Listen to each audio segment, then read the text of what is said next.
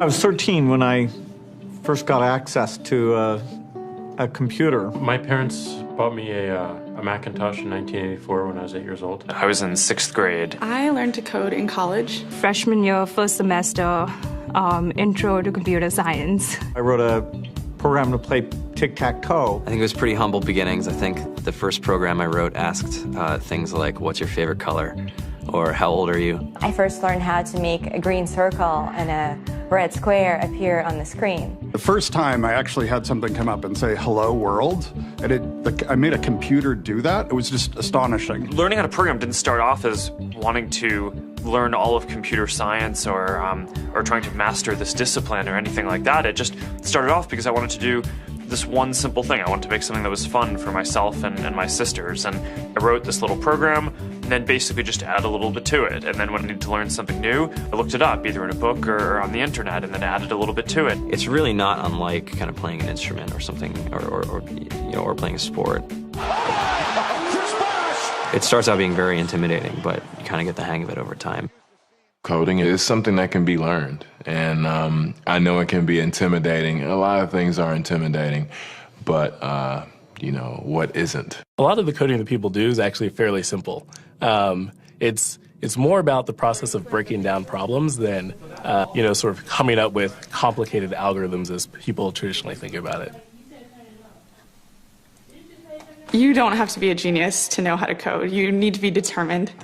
Addition, subtraction, that's about it. You should probably know your multiplication tables. You don't have to be a genius to code. Do you have to be a genius to read? Even if you want to become a race car driver or play baseball or build a house, all of these things have been turned upside down by software. What it is computers are everywhere. You want to work in agriculture? Do you want to work in entertainment? Do you want to work in manufacturing? It's just all over.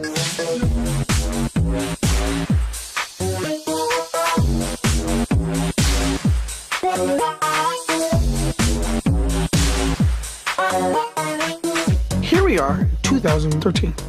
We all depend on technology to communicate, to bank, information, and none of us know how to read and write code.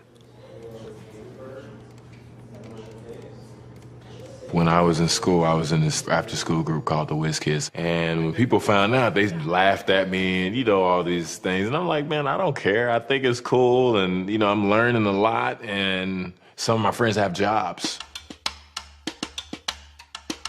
Our policy is literally to hire as many talented engineers as we can find. The whole limit in the system is just that there just aren't enough people who are trained and have these skills today. To get the very best people, we try to make the office as awesome as possible.